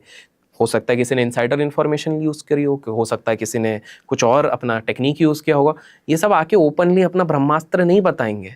तो आपको समझना पड़ेगा, जो लोग आके खुलेआम बताते हैं, दोस्तों मैं आपको एक स्ट्रैटेजी बताऊंगा, ये रही लिंक, आपको संभलना है वहाँ से, क्योंकि कोई स्ट्रैटेजी आपको 100% पर मंथ, 200% पर मंथ नहीं बनाएगी। और इसीलिए प्लीज़ समझो, जो दीपक भाई मेरे और पूजा जी के फेक प्रोफाइल बना के आप लोगों से पैसे मांगते रहते हैं कि भैया हम 5 लाख बना देंगे, 2 लाख बना देंगे, सामने वाले को बोल भाई तू अपने ही पैसे लगा, पहले 2 लाख बना, उससे मेरे को दे दे पैसे। अभिषेक जी, सबसे बड़ी बात ये, उनको पैसे दे देते, हमें कोई नहीं देता, ये और एक बात है। और मैं एक चीज और बताता हूँ, एक बहुत अच्छा स्कैम चल रहा है, कुछ मेरे नाम से भी चल रहा है। कई बार मैं साइबर कंप्लेंट करता हूँ, हट जाता है, फिर नया आ जाता है। 2,000 रुपए लगाओ, 4 घंटे बाद 4,000 रुपए ले लो। तो मैं उसको ये कहता हूँ, एक एक्सेल शीट बना के मैंने एक बार अपने इंस्टा पे डाली। मैंने कहा देखो 2 के 4, फिर 4 के 8, फिर 8 के 16, 16 के 32, 32 के 64, एक दिन पूरा हो गया। अब 64 से चले 1 करोड़ पे पहुंच गए 2 दिन। केवल दोस्तों 12 दिन में वो एलन मस्क को भी बीट कर रहा है ये कंपाउंडिंग। तो आप सोच के देखो, जो मेरे नाम से स्कैम कर रहा है, जो आपके 2 के 4 कर रहा है, उसके पास अपने 2,000 भी नहीं है, मतलब अपने ही कर लेना। तो दोस्त वही हो रहा ना, ग्रीड ही एक्सप्लॉइट किया जा रहा है हर जगह पर। तो जिस दिन ये लोग अपने ग्रीड को कंट्रोल करना सीख गए और रियलिस्टिक रिटर्न्स अपने दिमाग में बनाना शुरू कर दिए ना, उसी दिन इनका सारा चीज पलटेगा। अदरवाइज तो दीपक भाई इट्स वेरी डिफिकल्ट। हम जितने पॉडकास्ट, मैं कितनी जगह बोलता हूँ 1.5%, 1%, 2% ज्यादा मैं ही नहीं कमा पाता, किक नहीं मिलती ना। तो लोगों को क्या जरूरत है कि भैया डबल करने के लिए पैसा स्कैमर को दे देते हैं। और फिर अच्छा, जब स्कैमर को दे रहे होते हैं तब उनके पास ना मेरा नंबर होता है, ना कुछ होता है, ना पहुंचते हैं। एक बार पैसा दे देते हैं, वहां से नहीं आता तो गाली देने मेरे पास जरूर आ जाते। देन देख, तब वो मेरे को कहीं से भी ढूंढ लेते हैं, मेरा नंबर, मेरा व्हाट्सएप, मेरी ईमेल, मेरा इंस्टा, मेरा यूट्यूब, तब उन्हें सब मिल जाता है। लेकिन जब पैसे दे रहे होते तब उनको ये नहीं ख्याल आता कि एक बार पूछ ले कि ये सही भी है या नहीं। और अभिषेक जी, इनकी फोटो पे ऐड चल रहे हैं इतने स्कैमिंग के कि आप मेरे पैसे उस पे दो। भी चल रहे हैं, अब क्या ही कर रहे हैं। आपके उस पे भी चल रहे हैं, मैंने भी देखे हैं 1-2। आपका तो हमने देखा है 10 पैसे का स्टॉक है, 2,000 जाने वाला है। अरे तो वो तुम्हें क्यों बताएगा, खुद ही ले लेगा ना जो बताएगा। अगर हमें कोई ऐसा पता लग जाए कि हमारे 10 पैसे 2000 होने वाले, हम पागल हैं, बताते फिरेंगे, हम सबसे पहले अपना ही सब कर करा के यहाँ लगाएंगे। यार दीपक भाई, इसमें मेन प्रॉब्लम क्या है, ग्रीड का ना अंत किसी के लिए भी नहीं होता Yes. है। अब बड़े बड़े लोग भी नहीं बच पाते। मैं सच बताऊं, ये जो हम ट्विटर वालों की बात कर रहे हैं, इनको फंड कितने दिया था? ये करोड़पति लोगों ने ही दिया था। सारे करोड़ों गायब हो गए इनके, अब कुछ कर भी नहीं सकते। अब तो प्रेस्टीज का सवाल है, कैसे बता दे कि भाई हमारा 5 करोड़ चलेगा, 10 अभी करोड़। आपको पता होगा नोएडा में एक स्कैम हुआ था, वो ट्विटर पे बहुत थैंक यू और नमस्ते होती रहती थी सुबह शाम, और आज की तारीख में वो कितना 50-100 करोड़ रुपए लेके गायब है लोगों के। गायब है। तो मतलब लोगों को सोचना चाहिए कि भाई ग्रीड नहीं हो सकती, बाजार नहीं रिवॉर्ड करता है सिर्फ, और जो बाजार उसको करेगा वो आपको भी करेगा ना, आप खुद सीख लो और कर लो। ग्रीड इज समथिंग जो आपको बचना पड़ेगा, वरना इस तरह के स्कैम होते रहेंगे और बड़े बड़े लोग इन स्कैम्स में फंसे हैं।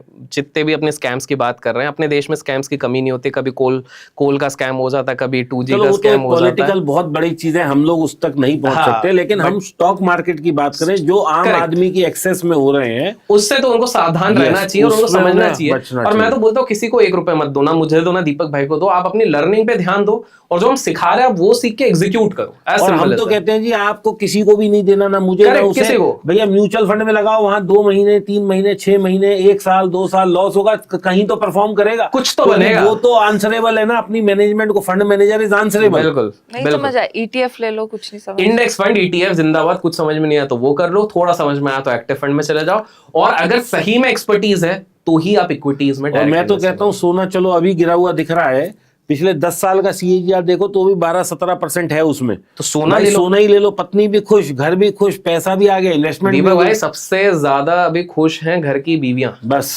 We are very rich. Exactly, सबसे ज्यादा रिच है, आपके एक्सप्रेशन बता रहे हैं। तो ये बिल्कुल सही है। तो मेरा यही है फाइनल, हम अगर इसको अगर निष्कर्ष में पहुंचे कि देखिए, हमेशा याद रखिए, जो पुराने रेस में घोड़ा जीता है, जो स्टॉक बहुत पहले भागा है वो आगे शायद नहीं भागे, वो एसेट क्लास भी शायद आगे नहीं भागे। That is number 1। दूसरी चीज हमको ये ध्यान रखनी, ओवर लेवरेज कभी नहीं होना है। आपको एट मैक्स आप जितनी एक्सपर्टीज कर लो 2x 3x एट मैक्स, उससे ज्यादा आप कृपया करके मत जाइए। तीसरे चीज, जो भी टीवी पे बड़े बड़े इन्वेस्टर ट्रेडर बोलते हैं, सीखो, आप सबसे समझो, लेकिन कोई भी अपना ब्रह्मास्त्र नहीं बताता। कोई नहीं बताता किस दिन उन्होंने कितने कितने बड़े बड़े रिस्क लिए हैं।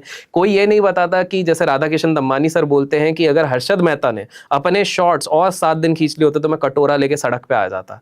वो नहीं हुआ, सुचिता दलाल जी ने एक्सपोज कर दिया। इस चक्कर में आज राधाकिशन दम्मानी है। अदरवाइज इस इतिहास से राधाकिशन सर, राकेश जी, रमेश जी, इन सबका नामो निशान मिट चुका होता। रमेश जी तो कह रहे थे वो नहीं लेते थे। कोई ये नहीं समझता कि भाई there are people who have already come from well to do education. Ramesh Damani sir fabulous investor है, लेकिन वो एक बात कहते हैं, जब वो कॉलेज गए थे तो उनके पिताजी ने अर्ली 1970s और 80s में इनको $10,000 दिए थे, 80s में, और कहा था कि भाई ये $10,000 तो केवल स्टॉक्स में डालेगा, भले ही डूब जाए। और उनके डूब भी गए तो भी उनके पिताजी ने कुछ नहीं कहा था। US पढ़ने गए थे, $10,000 उस समय का। तो आप सोचिए, आज भी ज्यादा है। आज भी ज्यादा है। मतलब he was already from a well to do family, जो इतना उनको एक्सपोजर मिला। कोई ये चीज नहीं समझा था कि बहुत सारे लोगों ने बदला सिस्टम का फायदा लेके 100x ओवरनाइट लेवरेज, क्रेडिट पे क्रेडिट पास ऑन किया है। कोई ये नहीं समझा था कि हर एक राकेश झुनझुनवाला जो बना है उसके अगेंस्ट लाखों करोड़ों राकेश झुनझुनवाला 60-50% का कंपाउंडिंग बनाने के चक्कर में पूरी तरीके से बर्बाद हो गए। तो रियलिस्टिक रिटर्न 12, और सबसे सिंपल सोल्यूशन रिटेल के लिए ये होगा, भाई अपने एक्टिव सोर्स ऑफ इनकम बढ़ाओ, अपनी नौकरी में फोकस करो, प्रोफेशन में फोकस करो। आपका जब बेस कैपिटल बढ़ेगा ना, बेस कैपिटल, एक सिंपल सी बात है, मैं बताता हूं आप लोगों को, 1 करोड़ पे 10% भी अगर आप कंपाउंड करोगे वो बहुत बड़ा बनेगा, रैदर देन आप 25,000 पे 25% का कंपाउंडिंग करोगे। क्योंकि 25% आप रेगुलर वैसे भी नहीं कर पाओगे, तो उससे बेटर है आप बेस ही बढ़ा दो ना, ताकि उसके बाद आप इंडेक्स फंड ETFs में डालो और उसको कंपाउंड करो। बहुत सिंपल। अब इंस्टेंट आंसर है। वापस आ गए हम अग्नि परीक्षा। बिल्कुल। गोल्ड 1 लाख क्रॉस करने के बाद भी इन्वेस्ट करना लॉजिकल है या वेट करना चाहिए? लॉजिकल है, लॉन्ग टर्म के लिए अगर कर रहे हैं। सिल्वर गोल्ड से ज्यादा अपसाइड पोटेंशियल रखता है नेक्स्ट 3-5 ईयर्स में? रखता तो है, बट उतना ज्यादा रिस्क भी है। Physical gold versus gold ETF versus sovereign gold bonds, best wealth strategy क्या है? अभी मैं बोलूँगा गोल्ड ETF, बिकॉज बॉन्ड्स का तो वैसे भी काइंड ऑफ क्लोज ही हो चुका है, तो फिर ETFs। सिल्वर इंडस्ट्रियल डिमांड की वजह से नेक्स्ट हिडन मल्टीबैगर मेटल बन सकता है? Sceptical, not sure. Current market levels long term investors के लिए एंट्री जोन है या पेशेंस जोन? एंट्री जोन है। इनफैक्ट मैं एक प्रेडिक्शन कर देता हूँ, जैसे लास्ट टाइम किया था। लास्ट टाइम मैंने कहा था जनवरी टू मार्च गिरेगा। आज जब भी ये कोई भी व्यक्ति ये वीडियो देख रहा है, स्टॉक मार्केट में इन्वेस्टेड और इधर तक अगर आके देखा है तो कमेंट्स में बताना इधर तक देखा है। मैं आप लोगों को बता दूं कि स्टॉक मार्केट आने वाले 6 से 7 महीने में ऐसे ऊपर के लेवल दिखाएगा कि आप सरप्राइज हो जाओगे। अभी सब लोग बोल रहे डूम्सडे आ जाएगा, ये आ मतलब जाएगा, दिवाली के आसपास मान लें, तब तक अच्छा खासा लेवल स्टॉक मार्केट में आ जाएगा। निफ्टी अच्छे खासे लेवल पे ट्रेड करेगा, नया हाई बन जाएगा, बन जाएगा, नया हाई बन जाएगा, बन जाएगा। दोस्तों आज हम इसे शूट कर रहे हैं, ऑलमोस्ट मई का फर्स्ट वीक है, और जब तक ये पॉडकास्ट आएगा मैं कोशिश करूंगा कि अगली बार इसे ही डाल दें, मतलब कुछ ना कुछ करके। 6 महीने के आसपास दिवाली भी आ जाएगी, पता लग जाएगा अभिषेक भाई क्या कह रहे हैं। और अगर इनका बात सही हुई और दिवाली तक नया हाई बन गया तो दोस्तों आप लोगों के लिए एक और नया पॉडकास्ट लेके आऊंगा मैं। चलिए, let's hope for the best. Retail investors का बिगेस्ट वेल्थ डिस्ट्रॉइंग मिस्टेक क्या होता है? Over leverage. India growth story real opportunity है या already priced in real opportunity. Next 5 years में कौन सा सेक्टर वेल्थ क्रिएट कर सकता है मैक्सिमम? आप क्या एक्सपेक्ट कर रहे हो? मैं कुछ नहीं एक्सपेक्ट कर रही। गूगल कर लेंगे, गूगल कर लेंगे। मेरे हिसाब से बैंकिंग सेक्टर बनाएगा। Not the energy sector. Energy is going to make, यार रिटेल फिर वो इधर उधर भग जाता है, इस चक्कर में सेफ रह रहा हूँ मैं। Smartly play. Index fund versus active funds, आज के टाइम में स्मार्टर बेट कौन सी है? रिटेल के लिए इंडेक्स फंड है। स्मॉल कैप फंड्स में एंट्री अभी सेफ है या रिस्की स्टेज चल रही है? सेफ है, अगर आप एसआईपी मोड से जाएंगे, लमसम जाएंगे तो रिस्की है। लॉन्ग टर्म वेल्थ के लिए ideal mutual fund allocation structure क्या होता है? ये ना एज पे डिपेंड करेगा। सिंपल सा फॉर्मूला है, 100 से अपने एज को माइनस कर दो, पहले तो उतना % एलोकेट होना चाहिए इक्विटी पे। अगर आपकी एज 30 है तो आप 70% इक्विटी पे रहोगे, रेस्ट आप रहोगे डेट या फिर लिक्विड फंड्स में। और ये जो पूरा फंड हाउस है, आपका जितना एज कम होगा उतना आप एक्सपोजर स्मॉल और मिड में ज़्यादा रख सकते हो, ब्लू चिप में कम कर सकते हो। लेकिन जितनी आपकी एज ज़्यादा बढ़ती रहती है, आप मिड कैप और लार्ज कैप में ज़्यादा एक्सपोजर रखो, स्मॉल कैप में कम रखो। स्मॉल कैप आपको रिटर्न ज़्यादा देगा, लेकिन आपको होल्डिंग पीरियड आपका 5 से 7 साल बेयर मिनिमम रखना पड़ेगा अगर आपको CHR चाहिए। ब्लू चिप आपको एक कंफर्ट देता है। अगर कुछ समझ में नहीं आ रहा तो बीच का मिड कैप है, मिड कैप का एक्सपोजर आप थोड़ा सा बढ़ा के रखो, स्मॉल कैप सबसे कम और लार्ज कैप फिर। Perfect. Gold versus equity, next 5 years का स्ट्रॉन्गर वेल्थ क्रिएटर कौन होगा? यार मैं बायस्ड हूँ, इक्विटी बोलूंगा मैं। एक एसेट क्लास जो हर इंडियन पोर्टफोलियो में कंपलसरी होना चाहिए। अब ये मैं गोल्ड बोलूंगा। तो आपके दोनों सेंटेंसेस कॉन्ट्रडिक्ट हो गए। देखिए, इक्विटी ज्यादा रिटर्न देगी, लेकिन गोल्ड होना जरूर चाहिए, क्योंकि gold is actually hedge against inflation. जिस हिसाब से बड़ी बड़ी इकोनॉमीज, चाइना पाइलअप करे जा रही है, गोल्ड पकड़े जा रही है, सारे सॉवरेन फंड्स वाले गोल्ड पाइलअप कर रहे हैं, तो गोल्ड इज मैंडेटरी। आपका एटलीस्ट 15-20% आपका एक्सपोजर गोल्ड में होना ही चाहिए। बिकॉज आप ये समझिए, गोल्ड का मतलब ऐसी चीज है कि जो गोल्ड आपके पास है, अगर मान लीजिए फिजिकल है, रातों रात भी आपके पास इमरजेंसी आई तो at least you have an exchange of value over there. Equity पे तो पहले T+2 वाला वो वाली चीज है, प्लस मार्केट अगर गिरा हो तो इक्विटी आपका गिरा रहेगा, लेकिन गोल्ड एक डिसेंट वैल्यू। अभी फॉरगेट अबाउट द वॉर वाला सिचुएशन, अगर आप 5, 6, 7, 8, 10 साल का दे रहे हैं तो आज के वैल्यू से भी लेंगे तो वो ऊपर ही जाएगा। लेकिन कल मैं एक रिपोर्ट देख रहा था कि ऑफ कोर्स इंडिया में और दुनिया में सब जगह गोल्ड गिर रहा है, लेकिन चाइना की एक्यूमुलेशन गोल्ड की कम नहीं हुई है। वो अभी भी 2-3 टन पर डे खरीद रहा है। और मैं बताता हूँ, एक्चुअली में जब से निक्सन शॉक लगा हुआ था, प्रेसिडेंट निक्सन वाला जो पेट्रो डॉलर वाला चीज था, तब से गोल्ड का वैल्यू और इकोनॉमीज को समझ में आया कि सिल्वर चलो इंडस्ट्रियल यूजर ये सब है, लेकिन gold is something which everybody is going to hold. इसलिए सारे बड़े बड़े लोग जो 1000 करोड़ के ऊपर है, उनके पास गोल्ड होता ही है किसी भी फॉर्म में। आई am not saying physical biscuit. और हमने तो ये देखा है, जिसके यहाँ भी रेड होती है उसके यहाँ 100 करोड़ मिला और 25 किलो गोल्ड मिला। एग्जैक्टली 5 करोड़ मिला। और अभी कल ही मैं देख रहा था किसके यहाँ 300 करोड़ की रेड में 300 करोड़ रुपया मिला है और करीब 80 किलो गोल्ड मिला है। तो गोल्ड इज समथिंग जो होना चाहिए। रिटर्न वाइज मैंने कहा कि इक्विटी ऑब्वियसली रिस्क है, लेकिन इधर से वैल्यू एक अच्छी बन जाएगी because of the war situation and all those things, तो वो एक रिटर्न अच्छा देगा। अब लास्ट एंड मोस्ट इम्पॉर्टेंट, आज के टाइम पे सबसे बड़ा फाइनेंशियल अपॉर्चुनिटी और सबसे बड़ा फाइनेंशियल रिस्क क्या है इन्वेस्टर्स के लिए? ये मतलब क्या आप सेक्टर वाइज पूछ रहे हैं या किस ओवरऑल? सबसे बड़ा फाइनेंशियल अपॉर्चुनिटी और सबसे बड़ा फाइनेंशियल रिस्क। ओके, सबसे बड़ा फाइनेंशियल अपॉर्चुनिटी ये होगा कि इंफॉर्मेशन का एक्सेस अब सबके पास है, AI है, सब कुछ है।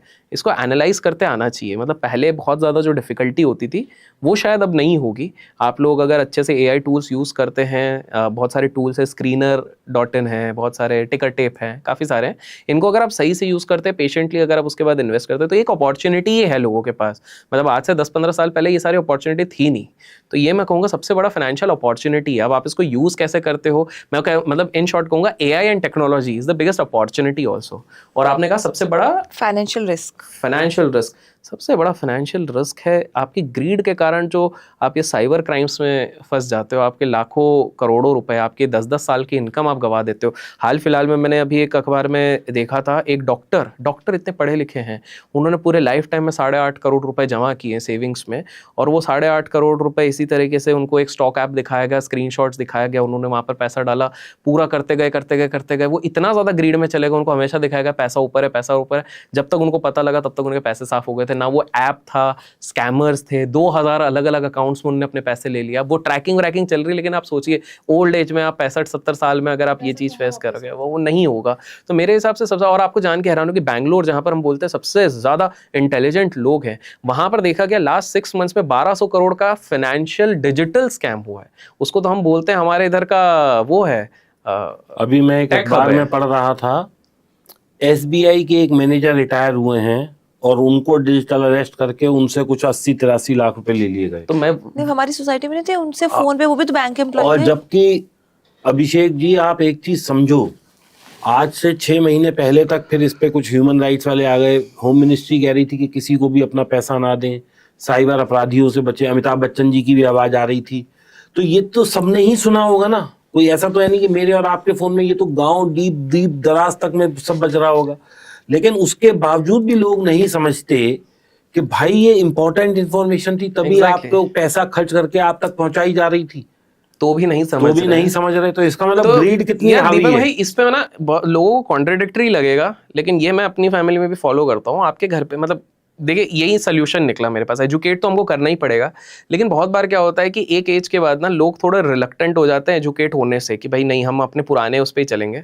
तो मैं कहूँगा आपके घर पे अगर कोई 55 प्लस है, 50-55 प्लस है, जिसने दुनिया नहीं देखी है, मतलब या तो सरकारी नौकरी करे, गांव में रुका है, उनको आप ये मॉडर्न टेक्नोलॉजी से ज़्यादा इंट्रोड्यूस कराओ ही मत। UPI, ये सारी चीज़ें आपको लगेगा ये क्या बोल रहे हो, लेकिन मैंने ये चीज़ देखी, ये लोग बहुत जल्दी प्रोन हो जाते हैं इन सारी चीज़ों। सर मैं आपको बताता हूँ, मेरे फादर की एज ऑलमोस्ट 80 है, उनका शायद UPI एक्टिव ही नहीं है बैंक से। क्या है, मेरे फादर का क्रेडिट कार्ड पे टैप है ही नहीं, वो बैंक ने करके ही नहीं दिया। यही चीज हमें फॉलो करनी पड़ेगी, क्योंकि ये लोग बहुत शाणे। एक और मैं स्कैम, ये जो आपने स्कैम बताया डिजिटल अरेस्ट, दोस्तों ये बहुत इंपॉर्टेंट है। मैं आपको क्विकली 2 चीजें बताता हूँ। लास्ट टाइम हमने बताया था कि Amazon के जो भी डब्बे आते हैं, फ्लिपकार्ट के डब्बे आते हैं, काट के चीर के फेंको, क्योंकि उसमें आपका एड्रेस और फोन नंबर होता है। डस्टबिन से उठा लिया जाता है, म्युनिसिपैलिटी से उठा लिया जाता है, और आपको स्कैम किया जा सकता है। That is number 1। दूसरी चीज, आप ये चीज ध्यान रखो, क्या होता है कि आपको स्कैमर जो होता है वो एक दिन में स्कैम नहीं करता। पहले वो आपको कॉल करेगा, हेलो हाँ दीपक जी, हाँ ऐसा ऐसा है, हम इस डिपार्टमेंट से बात कर रहे हैं, अच्छा ये आपका एड्रेस है, ठीक है। वो पहले घुमाएगा, आज दीपक जी का एड्रेस लिया, वो पूरे एक एक्सेल शीट बनेगी। फिर 1 महीने बाद कॉल आएगा अलग रैंडम आपके पास, आपको भी पता है इतने कॉल्स आते हैं। फिर वो बोलेगा मैं क्रेडिट कार्ड वाले से काम कर रहा हूँ, उसके पास कोई एक डेटा होगा, वो उधर कंफर्म करेगा, अच्छा आपका पैन कार्ड ये है, ये ऐसे करके वो 10-12 कॉल करके आपका पूरा एक डेटा शीट बनेगा। एक फाइंड डे अटैक करेगा, अच्छा आपका तो पैन कार्ड यही है ना, आपका तो ये, अरे भाई आपके नाम पे तो नोटिस आया हुआ है आपको। अब आप समझिए साइकोलॉजिकली उस 10 कॉन्वर्जेशन में आपके सारे वीक पॉइंट्स लिख लिए गए हैं। आपको पता भी नहीं चला कि वो एक ही संस्था है जिसने ये गेम प्लान आपके साथ खेला हुआ है। 100 लोगों के साथ करेंगे, उनको सिर्फ 10 बकरे चाहिए। भगवान ना करे आप उनमें से एक बकरा बन जाए। और दोस्तों एक और चीज़ है, हमने वैसे शुरू तो इस काम के लिए नहीं किया था। मैं भी आपको एक और स्कैम बताता हूँ। आपके पास एक लड़की फ़ोन करेगी कि सर मैं क्रेडिट कार्ड बनवा देती हूँ, ये है, और वो जेन्युइन है, मैं ये नहीं कह रहा कि वो गलत है, लेकिन आप उसको अपना सारा डेटा बगैर सोचे समझे दे रहे हैं। करेक्ट। आप अपना पैन कार्ड दे रहे हैं, आधार कार्ड दे रहे हैं, वो आपसे अपने पर्सनल नंबर पे कह रही है व्हाट्सएप कर दे। अरे आपको अगर करना भी है, किसी को भेजना है, तो दोस्तों अगर आपको जैसे SBI से फ़ोन आए तो आप क्या करें, credit card @sbibank.com, credit card @hdfcbank.com, जहां उसका डोमेन लिखा हो। जीमेल पे मत भेजिए, जीमेल पे भेज रहे हैं मतलब क्या पर्सनल, उसके व्यक्तिगत उस पे भेज रहे हैं, वो तो कहीं भी मिसयूज हो सकता है आपका पैन, आधार, कुछ भी। और पूजा जी आखिरी सबसे बड़ा फाइनेंशियल रिस्क आज के टाइम पे ये है कि दोस्त पे भरोसा करके सारा पैसा उसको दे देना, इससे बड़ा रिस्क और कोई नहीं हो सकता। समझ गया सर, समझ गया सर, अरे मैं समझ मैं गया। तो जनरल बोला था, दोस्तों को उधार में दो भैया, पैसा वापस नहीं आता। मेरा पर्सनल एक्सपीरियंस। मेरा भी पर्सनल एक्सपीरियंस है। चलिए, तो बहुत बहुत शुक्रिया अभिषेक जी आपका इतनी दूर से आने के लिए और मेरी ऑडियंस को, मेरी फैमिली को ये सब बताने के लिए। दोस्तों, ये एक तरह से मास्टर क्लास हो गई है आज, किस तरीके से पैसे को संभालना है, कहाँ पैसा लगाना है और किस तरीके से ये स्कैम और इनसे बचना है। This was not a part of our conversation actually, लेकिन बस फ्लो में चलता चला गया। लेकिन बहुत अच्छा समझ आ गया सब लोगों को, मैं समझता हूँ, और आप सब लोगों का नॉलेज भी कुछ बड़ा होगा।